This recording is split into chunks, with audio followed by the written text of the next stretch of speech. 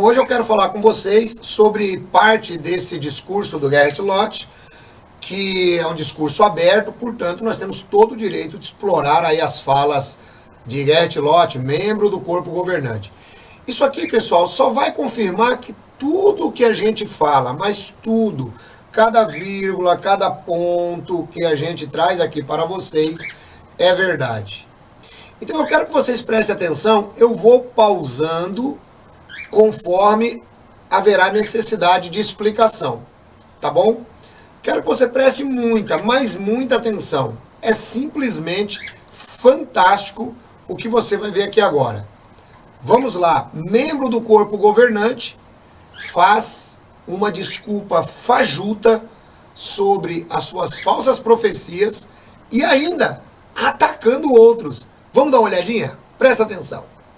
Disse que o retorno de Cristo seria em 21 de março de 1844, mas depois corrigiu para o dia 22 de outubro. Olha que interessante, ele fala sobre o grande desapontamento adventista e quando ele diz que o Miller corrigiu a data, a assistência dá risada. Só para você ver como o Testemunho de Jeová não conhece nada da história. Mas agora você vai perceber que não tem mais risada. Porque agora ele vai explicar todas as falsas profecias que eles fizeram desde fim de mundo, em 1879, 1914, até 1975. Ou seja, só não acredita naquilo que a gente fala, pessoal, quem não quer, não é? Vamos dar uma olhadinha. O adventista Wendell predisse que seria no ano de 1873. Quando viu que nada tinha acontecido naquele ano, ele disse que, na verdade, Jesus tinha vindo, só que de forma invisível. Olha só que coisa interessante. Ele acusa os adventistas do mesmo que eles fizeram. A mesma, mas exatamente a mesma coisa. Eu fico me perguntando, né, como pode uma pessoa, em sã consciência, fazer uma coisa dessas? É aquilo que o apóstolo Paulo escreveu aos Romanos. Tu que acusas aos outros, não ensinas a ti mesmo? O que é que a organização fez se não foi exatamente isso? Todo mundo sabia que Russell, e ele vai falar isso já já, porque eu já falei isso aqui um monte de vezes. Todo mundo sabia que Russell acreditava que o Armagedon viria em 1914. E quando não veio, qual foi a desculpa posterior? Que o evento aconteceu. Jesus veio, só que veio de forma invisível. É a mesma coisa, gente. Agora vamos lá, ele vai continuar. Primeiro, nossos irmãos achavam que a vinda de Cristo aconteceria em 1874. E depois mudaram para 1914. No início, eles também achavam que essa volta seria visível, mas depois entenderam que ela seria invisível. Bom, só que ele já faz a desculpa de duas falsas profecias. Primeiro, nossos irmãos acreditavam que a volta de Jesus seria em 1874. Portanto, os cálculos que Russell fazia, né, e apontava para o ano, já foram por água abaixo, mas era o que eles ensinavam. E aí, pessoal, você que é testemunha de Jeová, você que tem um cérebro para raciocinar, um cérebro que Deus te deu, eu faço a seguinte pergunta. Se ele pensava, não tinha problema nenhum, mas pensar e ensinar para outros, afirmando que aquilo categoricamente é a verdade, como é que fica? Então se trata de uma falsa profecia. Vamos lá. Eles também esperavam que os do pequeno rebanho fossem levados ao céu em meados de 1918. Então eles esperavam a vinda de Jesus para 1914, conforme eles mudaram, e achavam que 3 anos e meio depois, Jesus iria arrebatá-los ao céu. Isso é o que eles ensinavam. Foi verdade ou foi mentira? Em 1916, ano em que o irmão Russell morreu, os irmãos enfrentaram um período de grandes provas. Alguns até abandonaram a verdade. Em 1919, alguns abandonaram a verdade. Até aí, ele só está falando de coisas que eram mentiras. E como é que as pessoas abandonaram a verdade? Ele já contou aí 4 mentiras pregadas pelas testemunhas de Jeová. 4 profecias. Aí depois que o Russell morre, alguns abandonam essas mentiras religiosas. E aí eles dizem que a pessoa abandonou a verdade. Presta atenção. Os fiéis se juntaram novamente. De lá para cá, 100 anos se passaram. De 1919 a 2019, 100 anos. Será que alguma profecia vai se cumprir 100 anos depois de 1919? Isso é só uma pergunta. Percebe? Agora todo mundo dá risada, né? Porque ele próprio se questiona, ele sabe que nada se cumpriu do que eles pregaram. Mas ele diverte um pouquinho a assistência. Mas preste atenção que agora o silêncio chega de novo. Não temos resposta. Ah, não tem resposta. O ano de 1925 também teve muitas provações. E os irmãos tinham grandes expectativas para aquele ano. Uma de nossas publicações, o livro Milhões que Agora Vivem Jamais Morrerão, disse: podemos esperar em 1925 a volta dentre os mortos de Abraão, Isaac e Jacó e os profetas fiéis antigos ressurgindo à perfeição humana. Além de esperar que homens fiéis do passado fossem ressuscitados em 1925, alguns também achavam que os cristãos ungidos iam receber sua recompensa celestial naquele ano. Então vamos lá, vamos mais uma pausa. Isso aqui a gente já tem apresentado fartamente aqui no canal. Bom, então eles acreditavam que Abraão, Isaac e Jacó iam ressuscitar. Ele não vai falar aí sobre Bet Sarim, né? Porque seria demais, muitos nem sabem o que é Bet Sarim. Então ele traz agora a informação de que não só esperavam que Abraão, Isaac e Jacó iam ressuscitar, como outros patriarcas da antiguidade, como também acreditavam que eles iriam para o céu naquele ano, de novo. Lembre-se, eles queriam ir para o céu em 1914, depois eles queriam ir para o céu em 1918, agora eles estavam querendo ir para o céu e falando que iam para o céu em 1925. Então, mais 2 falsas profecias. Mas presta atenção no que deu essa falsa profecia de 1925. O anuário de 1987 disse: o ano de 1925 começou muito promissor, com o novo lar de Betel e a nova gráfica em Berna, Suíça. Contudo, alguns tinham a sua própria convicção com respeito ao ano de 1925. Assimilariam a admoestação da sentinela em inglês de 1º de janeiro de 1925? A sentinela alertava: o ano de 1925 chegou. Os cristãos têm aguardado este ano com grande expectativa. Muitos têm esperado confiantemente que todos os membros do corpo de Cristo serão transmudados para a glória celestial durante este ano. Isto talvez aconteça, talvez não. No seu próprio tempo marcado, Deus cumprirá seus propósitos para com seu povo.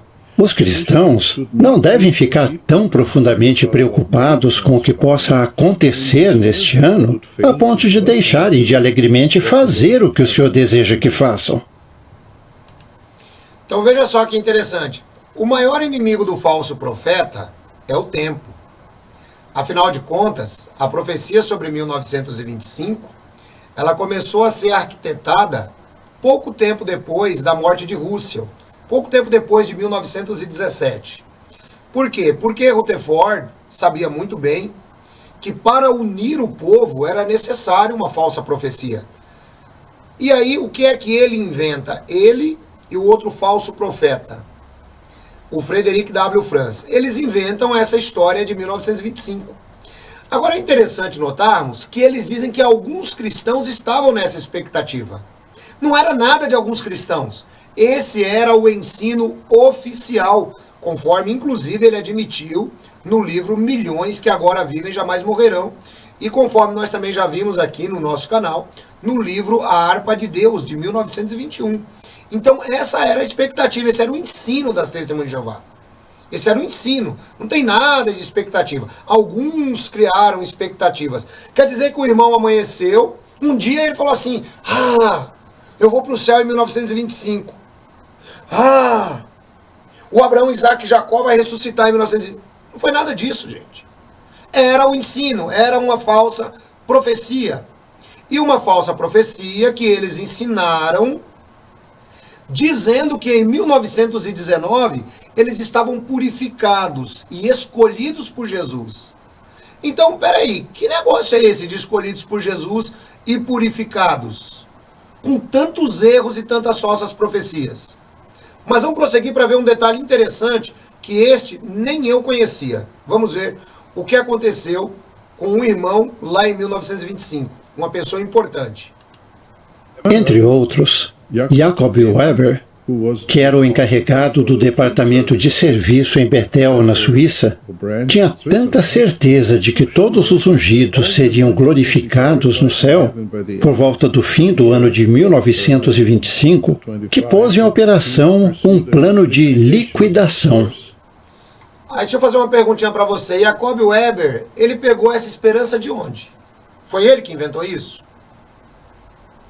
Já já você vai entender o plano de liquidação. Foi o Jacob Weber que inventou isso? Não, não foi. Isso é o que ele aprendia. Ele era membro de Bethel, ele trabalhava com a expedição das literaturas e ele colocou um plano de liquidação. Por quê? Porque ele acreditava que o fim do mundo ia chegar de novo e ele acreditava que ele ia para o céu. Mas como é que ele aprendeu isso? De quem que ele aprendeu isso? Eu não estava lá, eu não ensinei isso. Então, note o que foi que aconteceu, qual foi o plano de liquidação que Jacob Weber fez e qual foi o resultado disso. Preste atenção. Enviou grandes quantidades de publicações às congregações, sem ter recebido pedidos nesse sentido. E as instruiu a distribuírem as publicações de graça no território antes do fim de 1925. Todos os esforços dos irmãos em Bethel para raciocinar com ele foram inúteis. O Jacob Weber, ele era uma pessoa sincera. Ele aprendeu aquilo e mandou publicação para todo mundo distribuir de graça, o que era um grande rombo nas contas da empresa Watchtower. Ué, tinha que vender aquele negócio, como sempre foi vendido. E aí os irmãos tentaram raciocinar com ele, mas foi em vão. Quer dizer, os irmãos não tentaram raciocinar com ele que a esperança que ele tinha era vã. Tentaram raciocinar com ele, com certeza, que o que ele estava fazendo ia dar um prejuízo para a gráfica. Claro que com palavras mais bonitas, porque este era o ensino oficial. Quem inventou esse ensino foi o senhor Joseph Franklin Rutherford, juntamente com o Frederic W. Franz. Então, se o Jacob Weber falava isso, ensinava isso, ele estava de acordo com os líderes. Porque se ele ensinasse ao contrário, ele seria despedido da gráfica, como os 4 diretores foram em 1917. É só você procurar aí na internet o cisma de 1917, Testemunhas de Jeová, que você vai entender. Então Jacob Weber estava cumprindo exatamente o que ele aprendeu com Rutherford, o que ele aprendeu com Franz, o que ele aprendeu nas revistas A Sentinela, nos livros que ele estudava. Ele era uma pessoa leal à organização. E aqui vai a minha palavra para você, que é tão leal à organização. A lealdade à organização dá nisso. 100 anos depois, ainda se fala mal de Jacob Weber. Quer ver? Por fim, ele deixou não só Bethel, mas também a verdade. Ai, meu Deus do céu. Ele deixou a verdade. Quer dizer, o Jacob Weber ficou desapontado, viu que aquilo era uma mentira e abandonou a organização. Mas vejam como Gerhard Lott, ele diz assim, não, ele abandonou a verdade. Mas que verdade? Até aí, o Gerhard Lott está recapitulando de 1874 a 1925, são 40 anos de mentira. Se eu não errei na conta aqui, são 40 anos de mentira. Aproximadamente 40 anos. Ele só está recapitulando mentira. Tudo que eles ensinaram durante 40 anos era mentira. Aí o cara resolveu sair, porque falou, eu não vou mais ficar nessa mentira. E aí o que aconteceu? Jacob Weber é mal visto hoje pela organização. E abandonou a verdade. Pelo amor de Deus, né, pessoal? Não, só acredita num papo furado desse quem não consegue raciocinar. Quem está falando não sou eu, é o membro do corpo governante. Vamos lá. Causou muito pesar entre os irmãos em todo o país da Suíça, visto que arrastou muitos junto com ele. Algumas congregações foram reduzidas a menos da metade do que eram. Agora você perceba um detalhe interessante. O Jacob Weber, ele é colocado numa posição de Satanás. A frase subliminar aí que ele usa, visto que arrastou uma multidão junto com ele, é para você lembrar de Apocalipse 12, que Satanás arrastou um terço das estrelas do céu, que são os anjos. Perceba como os caras são malévolos naquilo que fazem. Mas vamos prosseguir. Aí a Suíça teve um fracasso. Por quê? Porque pregavam mentiras, pregavam falsas profecias, e uma pessoa importante da organização, Jacob Weber, realmente descobriu que tudo aquilo era mentira e saiu. Mas olha aí como é que ele é tratado hoje. Percebe? Vamos prosseguir. E quais eram as expectativas para 1975? Opa, agora ele vai falar de uma certa data. Vamos ver. Você percebeu que os irmãos sempre levaram a culpa. Agora vamos ver 1975. Aproveite, você que está aí me acompanhando, você que é testemunha de Jeová, ele próprio está citando as publicações. Ele está citando o anuário, ele está citando a sentinela. Anota tudo, vai pesquisar. Vai pesquisar. Porque tem TJ que vai dizer, isso é montagem. Vai anotar. Então anota tudo e vá pesquisar. Faça como disse o apóstolo Paulo. Persisti em examinar se estáis na fé. Provai a vós mesmos o que sois. A menos que Cristo não esteja em vós, e vós já estáis reprovados. Então, você que é testemunho de Jeová, vai examinar. Não precisa acreditar no que eu estou falando. Eu só estou comentando o que ele falou. Tá? Eu só estou comentando. Isso aí foi um discurso aberto. Você está vendo que tem assistência. Tem um monte de gente aí. Eu não sei exatamente onde foi esse discurso. Não sei se foi para membros de Gileade, não sei se foi em uma assembleia fechada, mas ele está falando. Então vá pesquisar, não acredita em mim. Vai pesquisar. Eu sei que você está meio chateado, nessa altura do campeonato, você não está nem querendo assistir o vídeo mais. Por quê? Porque você já viu que a verdade dói. A verdade não tem jeito, gente, de ir contra ela.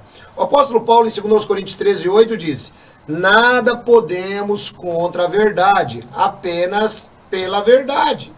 Então não tem jeito. Você está vendo aí que ele está explicando 40 anos de mentira. Agora nós vamos para 1975. Ou seja, ele vai agora falar, ele vai chegar em 65 anos de mentira. E eles ainda têm a pachorra de dizer que a pessoa abandonou a verdade. Pelo amor de Deus, né, pessoal? Brinque com a cabeça de outro, porque com a minha não dá para brincar. Vamos lá, vamos ouvir ele falar sobre 75. 50 anos depois. A sentinela de 15 de setembro de 1980. Desculpe, eu falei 65 anos, mas não. 75 com 24 vai dar 89 anos. Quase 90 anos depois, eles continuavam ensinando mentira. Quase 90 anos depois, desde 1874. Vamos lá. Disse o seguinte sobre isso. Nos tempos modernos, tal avidez, embora elogiável em si mesma, tem levado... Quais eram as expectativas para 1975, 50 anos depois? A sentinela de 15 de setembro de 1980 disse o seguinte sobre isso.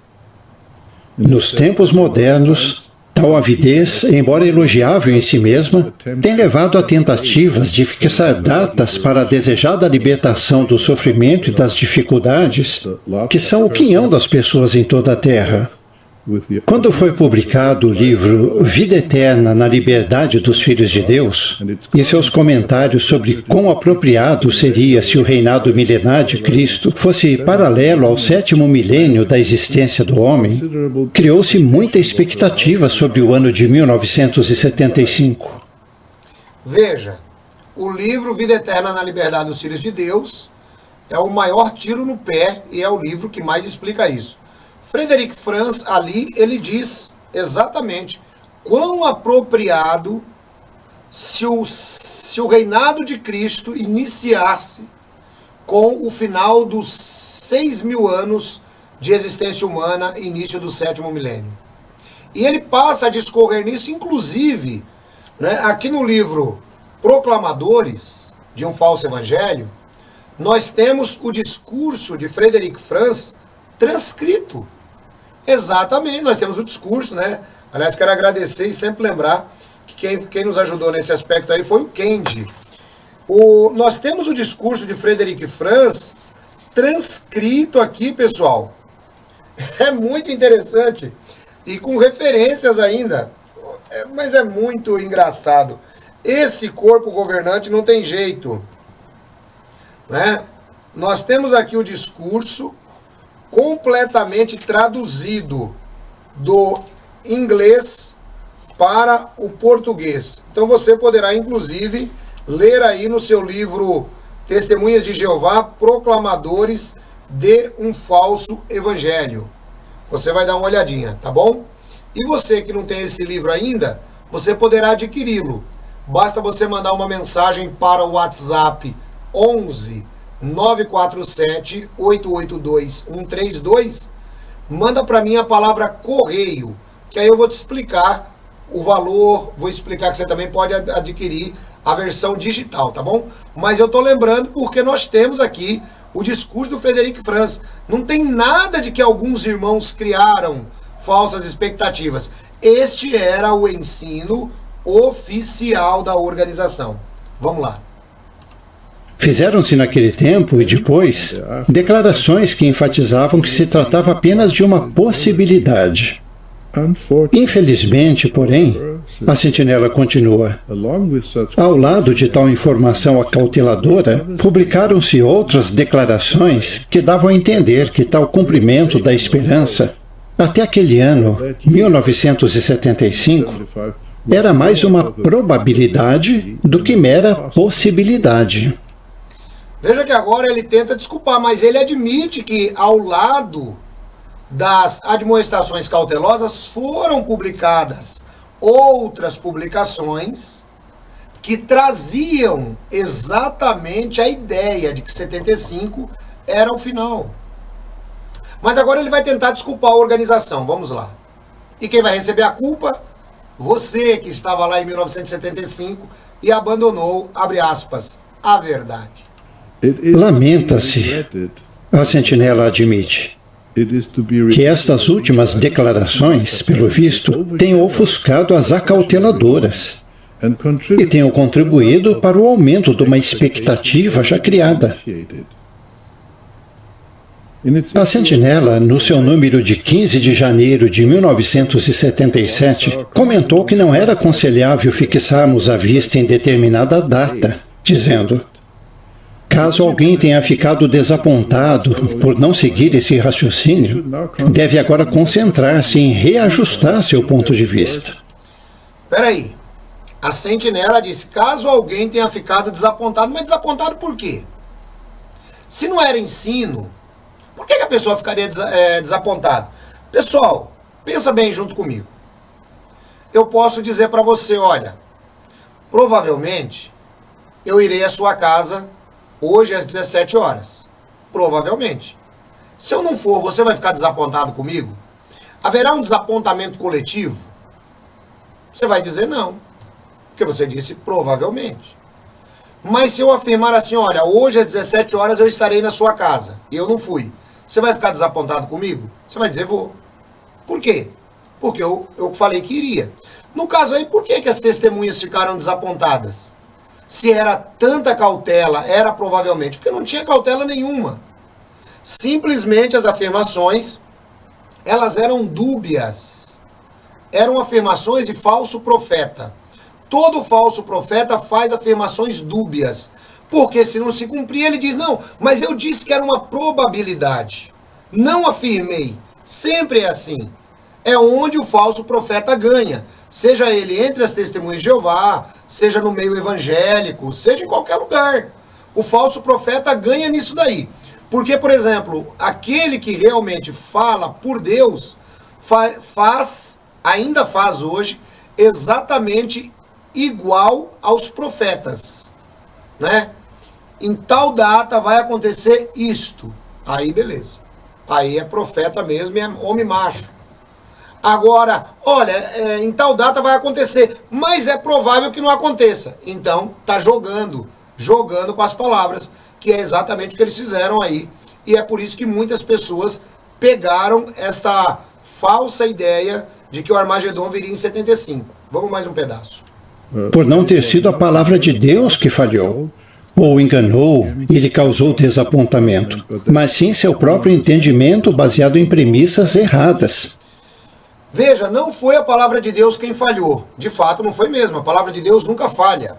Só que a palavra de Deus aqui agora, eles criam um subliminar de que a palavra de Deus é a organização. A palavra de Deus é a organização. Sempre que ele falar agora, a palavra de Deus não falhou, que ele vai falar mais umas 2 ou 3 vezes, você perceberá e coloque a palavra organização. A organização não falhou. Onde é que estava o problema? Nas falsas expectativas das pessoas. Presta atenção, ouça de novo comigo ele terminar esse raciocínio de 1975, e onde ele usar a palavra de Deus não falhou, você mentalmente coloque a organização não falhou.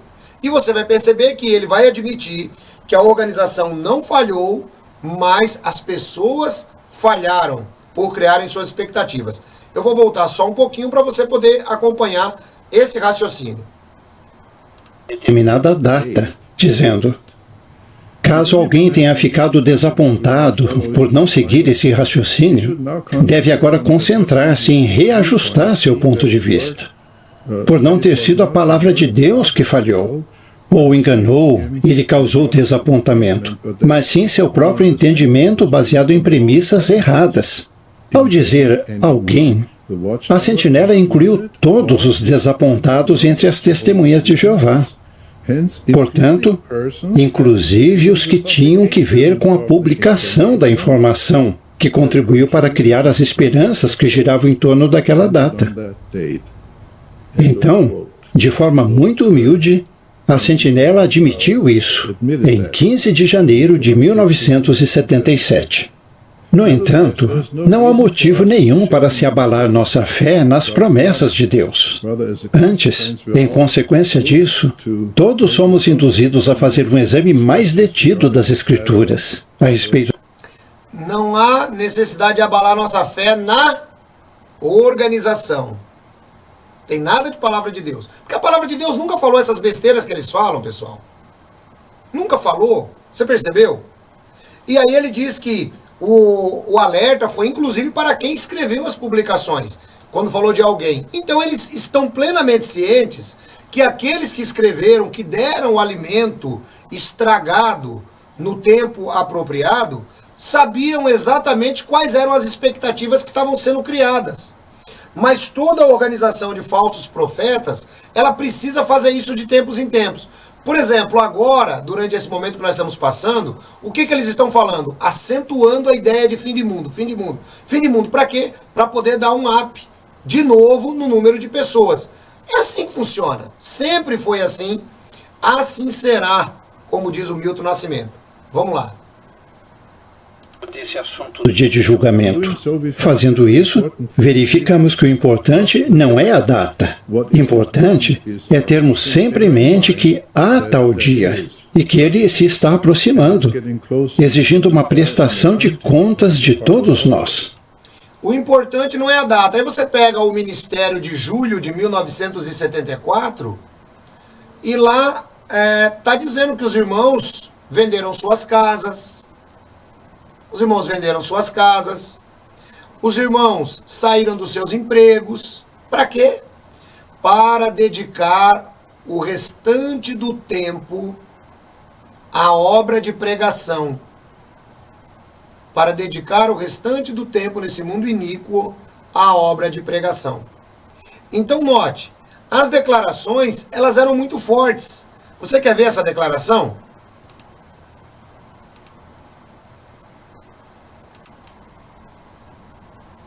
Conforme você pode perceber, aqui é o Ministério do Reino.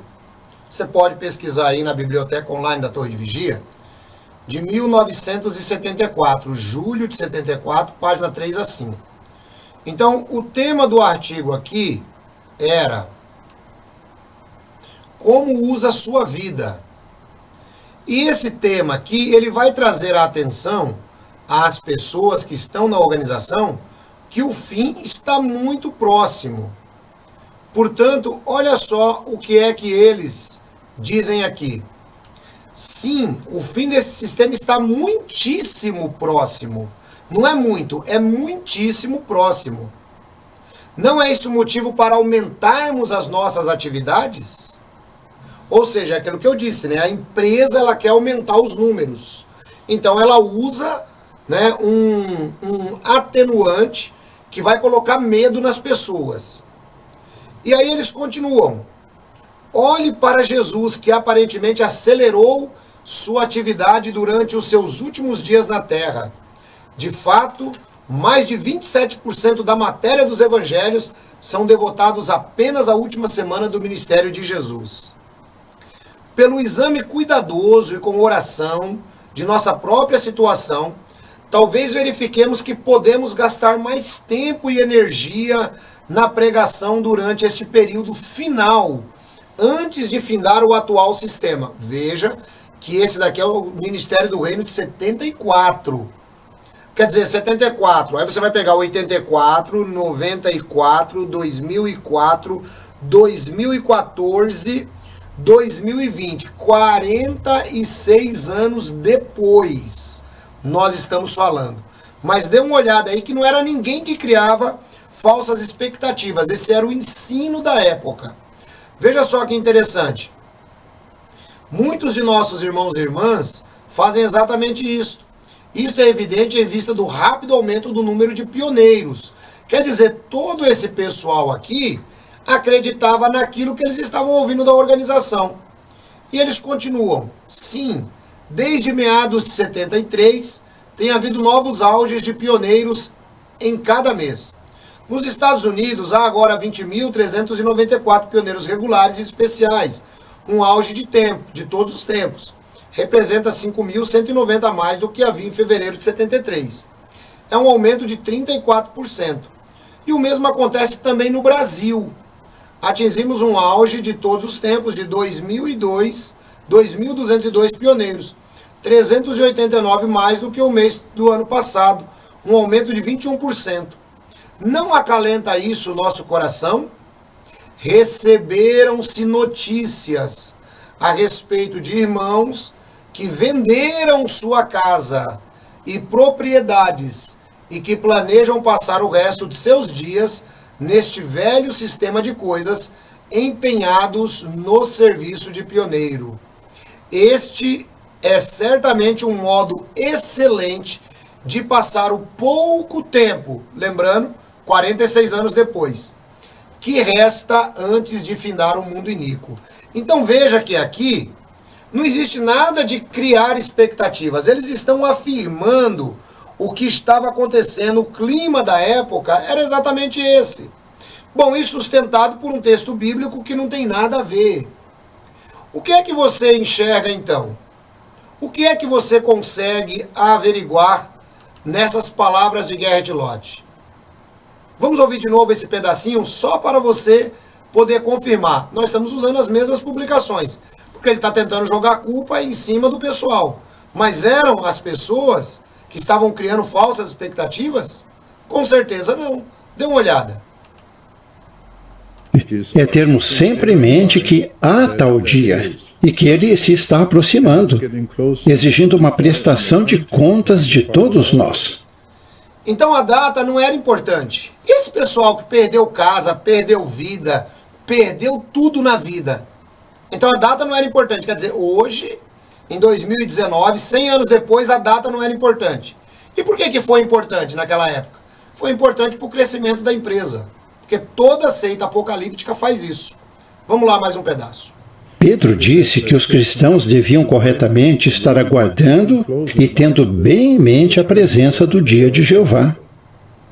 Há bons motivos para continuarmos na expectativa. Jesus disse que deveríamos fazer isso. A Organização de Jeová dá o exemplo nesse respeito. É verdade que nossas publicações já criaram falsas expectativas. Nossas publicações já criaram falsas expectativas. Não! Veja que ele tenta atenuar ao máximo. E ele ainda diz que a organização dá um exemplo nisso. Gente, como criar falsas expectativas? Isso não existe. Como diz o Padre Quevedo, como dizia o Padre Quevedo, isso não é que existe. Isso, na verdade, eram falsas profecias. Não eram falsas expectativas. A frase correta que ele deveria dizer é verdade que nossas publicações já fizeram falsas profecias. Essa era a frase. Mas não. Ele atenua dizendo que a organização é humilde, que a organização reconheceu e que reconhece que algumas publicações criaram falsas expectativas. Isto é uma mentira. Simplesmente isso. Na verdade, as publicações profetizaram falsamente. Então, o que é que nós temos como histórico falado na própria boca do membro do corpo governante? O que nós temos como histórico é que desde a fundação da organização até hoje, eles estiveram simplesmente navegando no mar de falsas profecias. Porque sem essas falsas profecias e sem as expectativas que eles criam nas pessoas, ninguém estaria dentro dessa organização. Vamos terminar ouvindo Gerrit Lott. Mas elas têm nos incentivado vez após vez a aguardar e ter bem em mente a presença do dia de Jeová e a manter a esperança no prometido novo mundo de Deus. Mas você precisa de publicações para isso? Quer dizer, as publicações têm que criar falsas expectativas, criaram falsas profecias, mas ela também te ajudou a aprender a confiar em Deus. Mas para que publicação se a Bíblia já faz isso? E a Bíblia não dá nenhuma data. A Bíblia diz com respeito àquele dia, àquela hora, ninguém sabe. Nem os anjos do céu, nem o Filho, mas unicamente o Pai. A própria palavra de Deus nunca deixou que as pessoas criassem falsas expectativas. Se você se apegar à Bíblia, como eu tenho ensinado, você jamais vai ter problema de criar falsa expectativa. Nunca. Porque a Bíblia é a palavra de Deus. Agora, no caso deles, o que foram produzidas apenas falsas profecias. É ele, é o membro do corpo governante que está dizendo, não sou eu. Embora fosse necessário que os cristãos do passado continuassem na expectativa, isso é ainda mais importante para nós hoje. Por quê? Porque estamos vivendo no tempo da presença de Cristo. Desde 1914, o sinal da sua presença é bem claro. Esse sinal, com seus vários aspectos, incluindo a piora das condições mundiais e a pregação global do reino, é prova de que estamos vivendo no final do sistema de coisas. Bom, 46 anos depois. Agora eu quero que você também preste atenção, né, nos pontos onde o Gerrit Lott está falando. Você vai perceber que em momento algum ele olha com firmeza para as pessoas, ele tem que ficar lendo o esboço inteiro. Porque ele sabe que tudo que ele está falando é mentira. Entendeu? Tá, então o membro do corpo governante expõe a mentira e a falsidade das suas profecias. É ele quem está falando.